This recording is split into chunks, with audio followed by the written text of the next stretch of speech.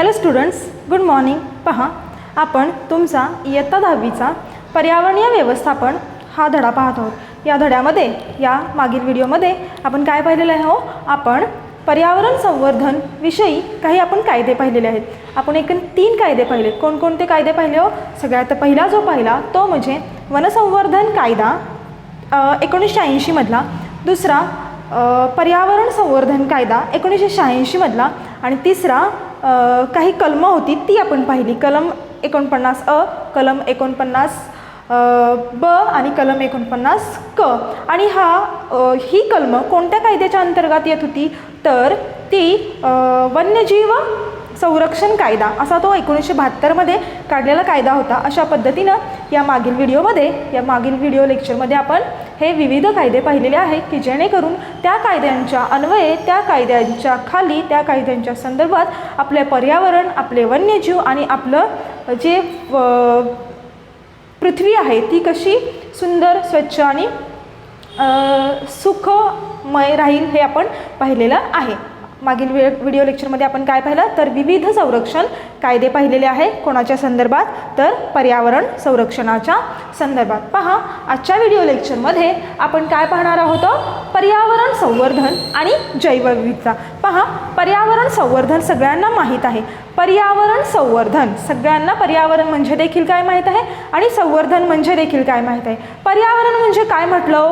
तर आपल्या सभोवतालची असणारी परिस्थिती, त्याला आपण काय म्हटलेलं होतं? पर्यावरण म्हटलेलं होतं. आणि संवर्धन म्हणजे त्याचा अर्थ संरक्षण असा देखील होतो. आता संबंध कोणामधला सांगितला आहे? तर पर्यावरण संवर्धन आणि जैवविविधता. पहा, नवीन संकल्पना इथं आलेली आहे, जैवविविधता. याला इंग्लिशमध्ये बायोडायव्हर्सिटी असं देखील म्हटलं जातं. पहा, जैवविविधता, biodiversity. Biological diversity. What is the meaning of diversity? Diversity means variety और काय म्हणत आपण? विविधता. अर्थ समजलेला आहे. जैवविविधता, बायोलॉजिकल आपण काय म्हणूयात? डिफरन्सेस. ओके. जैवविविधता म्हणजे आपल्या पृथ्वीवर जे काही सजीव आहेत त्या सजीवांमध्ये आढळणारी विविधता, याला जैवविविधता म्हटलेलं आहे. असा आपण शब्दशः अर्थ घेऊयात. ओके. आता त्याची व्याख्या काय आहे ती पाहूया आपण. व्याख्या काय सांगते? पहा, निसर्गात आढळणाऱ्या एकाच जातीच्या सजीवांमधील अनुवांशिक फरक, सजीवांच्या जातीचे प्रकार आणि विविध प्रकारच्या परिसंस्था या सर्वांमुळे त्या भागातील निसर्गाला जी सजीवसृष्टी लाभली आहे यालाच जैवविविधता असे म्हणतात. आणि या सगळ्या विविधतेमुळे आपले जे पर्यावरण आहे हे छान सुंदर असं नटलेलं आहे, याला जैवविविधता असे म्हटलं जातं. जैवविविधता असे म्हटले जाते. पहा, काय म्हटलंय? निसर्गात आढळणाऱ्या एकाच जातीच्या सजीवांमधील अनुवांशिक फरक. पहा, हे 1 झालं. नंतर सजीवांच्या जातीचे प्रकार हे 2 झालं. विविध प्रकारच्या परिसंस्था हे 3 झालं. या सर्वांमुळे त्या निसर्गाला जी सजीवसृष्टीची समृद्धी, जे सौंदर्य लाभलेलं आहे त्याला जैवविविधता म्हटलेलं आहे. पहा, काय काय सांगितलंय? आपल्या निसर्गामध्ये ज्या काही एकाच प्रजातीचे सजीव आहेत त्या सजीवांमध्ये अनुवांशिक विविधता आढळते. ओके. दुसरं म्हणजे त्यांच्यामध्ये एकाच प्रजातीमध्ये अनुवांशिक विविधता आढळते. त्यानंतर अनेक प्रकारच्या वेगवेगळ्या प्रजाती देखील असतात. आपण पाहिलेलं आहे आपल्या पर्यावरणामध्ये अनेक प्रकारच्या परिसंस्था देखील आहेत. उदाहरणं मी तुम्हाला परत आठवण करून देते. मी तुम्हाला तळ्याचं सांगितलं होतं, मी तुम्हाला धरणाचं सांगितलं होतं, मी तुम्हाला एका गावाचं सांगितलं होतं. आणि पृथ्वी ही आपल्या पर्यावरणातील सगळ्यात मोठी परिसंस्था आहे असं देखील मी तुम्हाला सांगितलं होतं. कारण की परिसंस्थेचा अर्थ काय पाहिलेला आहे बाळांनो आपण? जैविक घटक आणि अजैविक घटक आणि त्यातील आंतरक्रिया यांना काय म्हटलं जातं? त्यातील आंतरक्रियांचा संबंध याला म्हटलं जातं परिसंस्था. आणि म्हणजेच आपल्या पर्यावरणामध्ये काय काय आहे हो? तर विविध प्राणी आहेत, विविध वनस्पती आहेत, विविध सूक्ष्मजीव आहेत, त्यानंतर एकाच प्राण्यांचे अनेक प्रकार आहेत, एकाच वनस्पतीचे अनेक प्रकार आहेत, एकाच सूक्ष्मजीवाचे त्याच्यामध्ये नंबर ऑफ व्हरायटी ऑफ सूक्ष्मजीव आपल्याला पाहायला मिळतात आणि ह्या सगळ्यामुळं आपलं पर्यावरण हे समृद्ध असं आहे. ओके, समृद्ध तर आहेच आणि त्याच पद्धतीनं ते कसं आहे, सुंदरतेनं नटलेलं देखील आहे. या सगळ्याला कलेक्टिव्हली काय म्हटलं जातं, या सगळ्याला एकत्रितपणे जैवविविधता असे म्हटले जाते. लक्षात आलेलं आहे जैवविविधता कोणाला म्हणायचं. आता पहा बाळांनो, जैवविविधतेचे एकूण 3 प्रकार आहेत. या ठिकाणी मी ते दिलेले आहेत आणि आपण याचा अभ्यास करणार आहोत. पहा, सगळ्यात पहिल्यांदा आहे अनुवांशिक जैवविविधता, दुसरी आहे प्रजातीची जैवविविधता आणि तिसरी आहे परिसंस्थेची जैवविविधता. पहा, आता अनुवांशिक जैवविविधता कोणाला म्हणायचं. जैवविविधता याचा अर्थ तुम्हाला समजलेला आहे.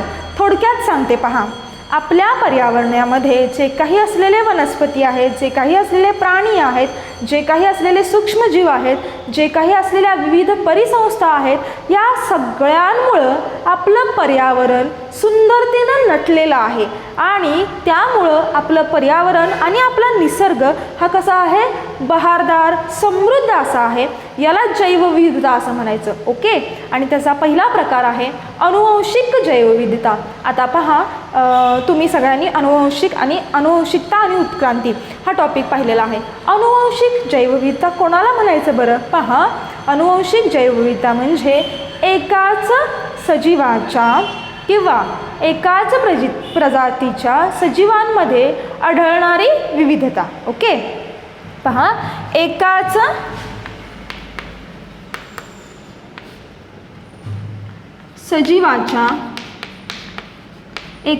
सजीवांमध्ये असलेल्या विविध प्रजाती, एकाच सजीवामध्ये असलेल्या विविध प्रजाती याला अनुवांशिक जैवविविधता असे म्हणतात. आता मी काय म्हटलं इथं, अनुवांशिक जैवविविधता. अनुवांशिक म्हणजे तुम्हाला सगळ्यांना माहिती आहे, हेरिडिटरी. ओके, आता फॉर एक्झाम्पल आपण आपलं स्वतःचं घेतलं, मनुष्य. हां, एका प्रकारचं मनुष्य तुम्हाला पाहायला मिळतं का. पाहायला मिळतं नाही. समजा आपण आपल्या कुटुंबाचं उदाहरण घेतलं. ओके, त्याच्यामध्ये देखील एकाच आईवडिलांपासून जी ऑफस्प्रिंग्स जन्माला येतात ती तरी सेम असतात का. सेम नसतात, ती वेगळी असतात. एक कुटुंब वेगळं असतं, शेजारचं कुटुंब वेगळं असतं, किंवा शेजारचं पण घेऊ नका, अनुवांशिक एक काका आणि दुसऱ्या काकाची फॅमिली वेगवेगळी असते. हो की नाही, याला म्हणायचं अनुवांशिक जैवविविधता. आता हे झालं आपल्या ह्युमन बिईंगच्या बाबतीतलं मी तुम्हाला सांगितलं. आता जर का फॉर एक्झाम्पल प्राण्यांमध्ये घ्यायचं झालं तर तुम्हाला सगळ्यांना कुत्रा माहिती आहे. ओके, त्या कुत्र्यामध्ये कुत्रा ही एक प्रजाती झाली. ओके, कुत्रा ही एक प्रजाती झाली. एकाच सजीवामध्ये असलेल्या विविध प्रजाती. ओके, आता कुत्रा ही एक त्याची तो मेन सजीव झाला आणि त्याच्या वेगवेगळ्या प्रजाती, त्याच्यामध्ये असणारी विविधता. फॉर एक्झाम्पल, उदाहरणार्थ तुम्हाला डॉबरमॅन कुत्रा माहिती आहे, अल्सेशियन कुत्रा माहिती आहे, हां, आणखी पप कुत्रा माहिती आहे. ओके, ह्या 3 वेगवेगळ्या काय झाल्या, त्या कुत्र्याच्या प्रजाती झाल्या. मेन सजीव कोण आहे, कुत्रा हा एक आहे. ओके, आणि त्याच्या वेगवेगळ्या त्याच्या जातींमध्ये असणारी विविधता याला म्हणायचं अनुवांशिक विविधता. फॉर एक्झाम्पल तुम्हाला गुलाबाचं उदाहरण देते. गुलाबाच्या उदाहरणामध्ये गुलाब ही मेन झाली. ओके, त्याच्यामध्ये पिवळा गुलाब वेगळा असतो, पांढरा गुलाब वेगळा असतो, चॉकलेटी डार्क कलरचा वेगळा असतो, पर्पल असतो, आणखी कोणता असतो, येल्लो असतो. अशा पद्धतीनं ही जी काही विविधता आहे याला म्हणायचं अनुवांशिक विविधता. म्हणजे मेन सजीव एकच आणि त्याच्या प्रजातींमध्ये असणारी विविधता याला म्हणायचं अनुवांशिक जैवविविधता. ओके, आता पहा प्रजातींची जैवविविधता. आता प्रजातींची जैवविविधता कोणाला म्हणायचं तर निसर्गामध्ये आपल्या विविध प्रकारच्या प्रजाती आढळतात. कोणकोणत्या आढळतात हो, निसर्गामध्ये असणाऱ्या विविध प्रकारच्या प्रजातींमध्ये असणारी विविधता त्याला म्हणायचं प्रजातींची जैवविविधता. म्हणजे पहा, वनस्पती ह्या वेगळ्या असतात, प्राण्यांची प्रजाती ही वेगळी प्रजाती आहे, त्यानंतर सूक्ष्मजीव आहेत, हे देखील वेगळी प्रजाती आहे. अशा प्राणी, वनस्पती आणि सूक्ष्मजीव यांच्यामध्ये आढळणारी, म्हणजे हे तिघजण यांच्यामध्ये आढळणारी विविधता, प्राणी वेगळे, वनस्पती वेगळे, सूक्ष्मजीव वेगळे, याला म्हणायचं कलेक्टिव्हली, याला एकत्रितपणे प्रजातींची जैवविविधता असे म्हटले जाते. पहा, गोंधळ करायचं नाही दोघांमध्ये. तिसरं, परिसंस्थेची जैवविविधता म्हणजे आपल्या पर्यावरणामध्ये असणाऱ्या विविध परिसंस्थांमधील फरक. आता कसा ते सांगते तुम्हाला. फॉर एक्झाम्पल, उदाहरणार्थ समजा तुम्ही राजस्थानमध्ये गेलात फिरायला. ओके, तुम्ही राजस्थानमध्ये गेलेत. तुमचे पप्पा कुठे गेलेत आपण म्हणूयात, हिमालयात गेलेत. आणि मम्मी आणखी भावाबरोबर कुठे गेलेत म्हणूयात आपण, कोकणात गेली आहे. तिन्ही ठिकाणी गेलेले आहेत. ओके, आता राजस्थानमध्ये जी परिसंस्था असणार आहे ती परिसंस्था वेगळी असणार आहे. ती परिसंस्था कोणत्या प्रकारची असणार आहे? ती परिसंस्था वाळवंटी प्रकारची परिसंस्था असणार आहे, म्हणजे डेझर्ट इकोसिस्टीम असणार आहे. बरोबर. याच्या विरुद्ध तुम्ही कुठे गेलायत? तुम्ही गेलायत हिमालयामध्ये. हिमालयामध्ये कोणत्या प्रकारची परिसंस्था आढळणार आहे? तिथं डेझर्ट पाहायला मिळणार आहेत आपल्याला.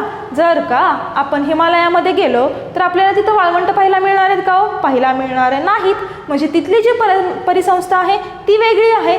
समजा तुम्ही राजस्थानमध्ये गेलात तर तिथं तुम्हाला हिमालयासारखं बर्फाळ प्रदेश पाहायला मिळेल का? हो, पाहायला मिळणार नाही. म्हणजे तिथली परिसंस्था वेगळी आहे.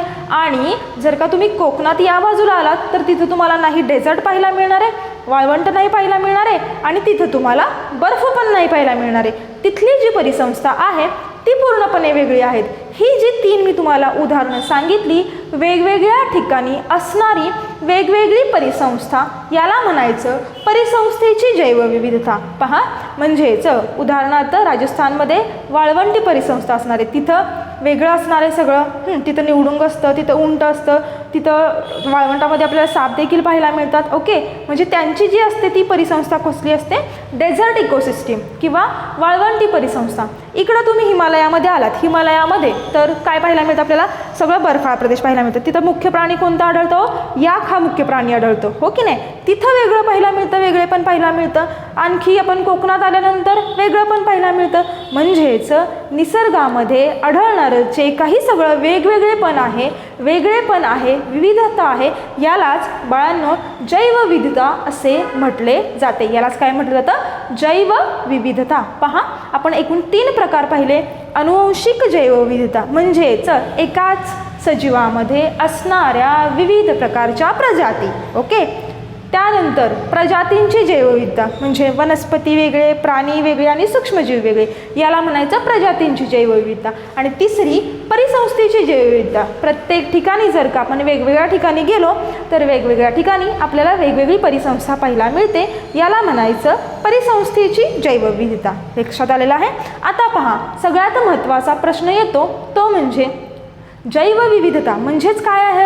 आपला निसर्ग आहे. आता पर्यावरण संवर्धन आणि जैवविविधता यांचा कसा संबंध आहे? पर्यावरणामध्येच कोण येतं? जैवविविधता येते. बरोबर.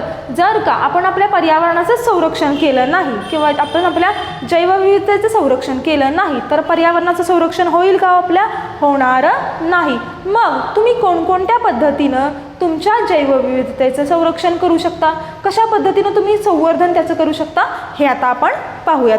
पहा, इथे मी काही पॉईंट लिहिलेले आहेत. जैवविविधतेचे संवर्धन. आता जैवविविधतेचे संवर्धन म्हणजेच काय? तर जैवविविधतेचे संरक्षण असं देखील आपण म्हणू शकतो. सगळ्यात पहिला पॉईंट लिहिलाय मी, दुर्मिळ जातीच्या सजीवांचे संरक्षण. आता पहा, सगळ्यात पहिला पॉईंट, तुम्ही कशा पद्धतीनं किंवा जैवविविधतेचे संरक्षण करण्यासाठी तुम्ही कोणकोणते उपाय कराल हे या ठिकाणी सांगितलेलं आहे. सगळ्यात पहिलं सांगितलं आहे दुर्मिळ जातीच्या सजीवांचे संरक्षण. दुर्मिळ जाती कोणकोणत्या असतात? तर आता पहा, दुर्मिळ जातोय आजकाल वाघ आपल्याला पाहायला मिळत नाही आहेत. चिमण्या आजकाल आपल्याला पाहायला मिळत नाही. त्यांचं काय करायचं? त्यांचं संरक्षण करून ठेवायचं. पहा, तुम्हाला कुठं जास्त करून आता पहिल्यांदा जशा चिमण्या आपल्याला भरपूर पाहायला मिळायच्या तशा आत्ता पाहायला मिळतात का? पाहायला मिळत नाही. मग ज्या काही आपल्या पर्यावरणामध्ये, ज्या काही आपल्या निसर्गामध्ये दुर्मिळ प्रजाती आहेत त्यांचं काय करून ठेवायचं? संरक्षण करून ठेवायचं. दुसरं काय सांगितलं आहे पहा, राष्ट्रीय उद्याने आणि अभयारण्ये उभारणे. काय करायचं, नॅशनल पार्क्स, ओके, राष्ट्रीय उद्याने आणि अभयारण्ये काय करायची, उभारायची. म्हणजेच काय होणार, आता प्राण्यांची शिकार मोठ्या प्रमाणावर मनुष्य करू लागलेला आहे. कशासाठी हो, त्यांना इंडस्ट्रियलायझेशन करायचं असतं, औद्योगिकरण करायचं असतं, कारखाने उभारायचे असतात, मोठमोठ्या बिल्डिंग्स उभारायच्या असतात, त्यासाठी औद्योगिकरण व्हायला लागले. औद्योगिकरण व्हायला लागल्यामुळं काय व्हायला लागले, तर जे काही प्राणी आहे, प्राण्यांच्या प्रजाती किंवा त्यांच्या जाती आहेत ह्या नष्ट व्हायला लागल्यात. म्हणून त्यासाठी काय करायच्या, त्यांच्या जाती नष्ट होऊ नयेत म्हणून त्यांच्यासाठी विशिष्ट प्रकारची अभयारण्ये, उद्याने उभारायची की जेणेकरून त्यांना तिथं राहता येईल. ओके. नंबर 3, काही क्षेत्रे राखीव जैवविभाग म्हणून घोषित करणे. पहा, मी कालच तुम्हाला सांगितलं, आपल्या जगाच्या नकाशावरती काही क्षेत्रे आहेत, म्हणजे अशा मोकळ्या लँड्स आहेत की त्या काय करायच्या, त्या तिथं बाबा टॅगच लावून ठेवायचा की हे रिझर्व आहेत. कशासाठी, for biodiversity, reserve for biodiversity. यानं काय होईल की जे आजकाल अवैध कामकाज चालते ते कामकाज चालणार नाही. म्हणजे ते जी राखीव क्षेत्र आहेत ती कोणालाही वापरण्यास द्यायची नाही. ते वापरण्यास काय करायचा, प्रतिबंध करायचा. याला म्हणायचं राखीव जैवविभाग म्हणून काही क्षेत्रे काय करायची, घोषित करायची. पहा, त्यानंतर सांगितलेलं आहे विशिष्ट प्रजातींच्या संवर्धनासाठी खास प्रकल्प सुरू करणे. आता पहा, विशिष्ट प्रजातींच्या संवर्धनासाठी म्हणजे काही विशिष्ट प्रजाती असतात. फॉर एक्झाम्पल शेकरू, मी सांगते तुम्हाला, शेकरू, त्यालाच इंग्लिशमध्ये जायंट स्क्वायरल असं देखील म्हटलं जातं. ह्या प्रजाती ज्या आहेत ह्या काय हो, एक तर त्या बाहेर पडत नाहीत, कारण की त्यांचा स्वभाव कसा असतो, शायनेस असतं त्यांच्यामध्ये, त्यांचा लाजाळू स्वभाव असतो. उदाहरण आपण इथं लिहू शकतो, उदाहरण तुम्ही इथं लिहा, शेकरू लिहू शकता. तर त्यांच्या लाजाळू स्वभावामुळे किंवा हे त्यांचं बिहेवियर असल्यामुळे त्या काय होतात, बाहेर जास्त येत नाहीत. मग त्यांच्या नंबर आपल्याला संख्या त्यांची काउंट करता येत नाही, त्यांच्याबद्दल आपल्याला माहिती लिहिता येत नाही. मग अशा पद्धतीचे ज्या विविध प्रजाती आहेत त्यासाठी काय करायचे, वेगवेगळ्या प्रकारचे प्रकल्प सुरू करायचे. पहा, त्यानंतर सांगितलेलं आहे प्राणी आणि वनस्पती यांचे संवर्धन करायचे. जे काही आपल्या पर्यावरणामध्ये विविध प्रकारचे प्राणी आहेत, विविध प्रकारच्या वनस्पती आहेत, यांचं काय करून ठेवायचं, संवर्धन करायचं किंवा त्यांचं संरक्षण करायचं. आणि त्यानंतर शेवटचं सांगितलं आहे, जे काही आपल्याला शासनाने संवर्धनासाठी, पर्यावरण संवर्धनासाठी, वन्यजीव संवर्धनासाठी, या सगळ्याच्या संरक्षणासाठी जे काही कायदे घालून दिलेले आहेत त्या कायद्यांचं काटेकोरपणे पालन करायचं आणि जे कोणी करत नाहीत त्यांना देखील करायला लावायचं. आणि हे सगळं कशाच्या माध्यमातून होणार आहे, हे सगळं शिक्षणाच्या माध्यमातून होणार आहे. अशा पद्धतीनं या 6 उपायांच्याद्वारे आपण काय करू शकतो, या 6 उपायांच्याद्वारे आपण जैवविविधतेचे संरक्षण किंवा संवर्धन करू शकतो. पहा, आजच्या लेक्चरमध्ये आपण काय पाहिलेलं आहे, तर जैवविविधता म्हणजे काय, जैवविविधतेचे प्रकार कोणते आहेत आणि जैवविविधतेचे संवर्धन किंवा संरक्षण आपल्याला कशा पद्धतीने करता येईल हे आपण पाहिलेले आहे. आपण आता थांबूयात. थँक्यू.